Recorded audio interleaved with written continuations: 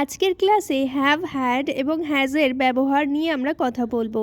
Have had has কখন কোথায় ব্যবহার হয় সেই বিষয়ে এই ভিডিওতে বিস্তারিত আলোচনা করব। আপনারা কিন্তু স্কিপ না করে একদম প্রথম থেকে শেষ পর্যন্ত ভিডিওটা দেখতে থাকুন, তাহলে আপনারা ডিটেলসে বুঝে যাবেন হ্যাভ হ্যাড হ্যাজ কখন কোথায় ব্যবহার করা হয়। প্রথমেই আমরা জেনে নেব হ্যাভ হ্যাজ হ্যাডের বাংলা মানে। হ্যাভ মানে হলো আছে, হ্যাজ মানেও আছে, আর হ্যাড মানে ছিল। তাহলে হ্যাভ আর হ্যাজের মধ্যে কোনটা আমরা কোন বাক্যে বসাবো সেটা কিন্তু আমাদের জানতে হবে। হ্যাভ বা হ্যাজের যদি একই রকম মানে হয় তাহলে দুটোকে যে কোনো জায়গায় বসিয়ে দিলে কিন্তু হবে না।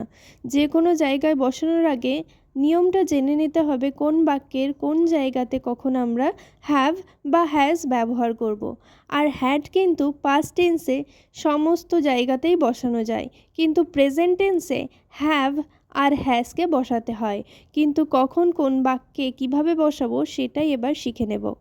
অনেকেই কিন্তু হ্যাভ হ্যাজ সিঙ্গুলার এবং প্লুরাল নাম্বার হিসেবে বসিয়ে থাকেন, মানে হ্যাভকে সিঙ্গুলার নাম্বারে এবং হ্যাজকে প্লুরাল নাম্বারের পাশে বসিয়ে থাকেন, কিন্তু এটা একদমই ভুল পদ্ধতি। হ্যাভ এবং হ্যাজকে সবসময় কিন্তু পার্সন হিসেবে বসাতে হবে। এর জন্য অবশ্যই কিন্তু পার্সন সম্পর্কে আমাদেরকে জানতে হবে এবং পার্সনের যে চার্টটা হয় সেটাকে মুখস্থ করে ফেলতে হবে।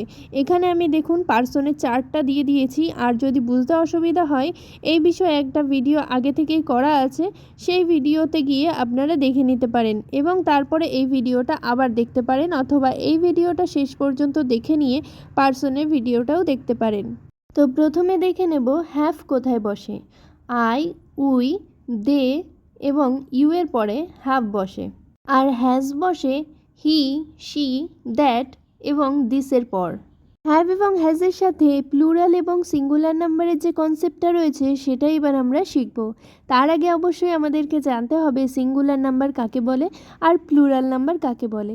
প্লুরাল নাম্বার বলতে বোঝায় একের অধিক ব্যক্তি বা বস্তুকে, আর সিঙ্গুলার নাম্বার বলতে বোঝায় যে কোনো একজন ব্যক্তি বা একটি বস্তু বা একটি জায়গা, এরকম সিঙ্গেল জিনিসকে বোঝায় সিঙ্গুলার নাম্বার। তো যাই হোক, এবার আসি আসল টপিকে, সেটা হলো হ্যাভ হ্যাজ কখন প্লুরাল এবং সিঙ্গুলার নাম্বারের পাশে বসবে। সিঙ্গুলার নাম্বারের পাশে সবসময় হ্যাজ বসে আর হ্যাভ বসে সবসময় প্লুরাল নাম্বারের পাশে। তো এবার চলুন কয়েকটা এক্সাম্পল দেখে নিই। তার আগে আরও একটা জিনিস জানিয়ে রাখি, হ্যাড কিন্তু পাস্ট টেন্সের যে কোনো বাক্যেই বসে যেতে পারে, তার জন্য আলাদা করে পার্সন বা সিঙ্গুলার নাম্বার বা প্লুরাল নাম্বার এগুলো হিসেব করতে হয় না। তো যাই হোক, আজকের কনসেপ্টটা আশা করি আপনাদের বুঝতে অসুবিধা হয়নি, আর যদি বুঝতে অসুবিধা হয় অবশ্যই কমেন্ট সেকশনে কমেন্ট করে জানাবেন। আর অবশ্যই কিন্তু ভিডিওটাকে একটা লাইক করে দেবেন, কমেন্ট করে জানাবেন আপনারা কতটা কি শিখতে পারলেন আর পরের ভিডিওতে কোন টপিক চান।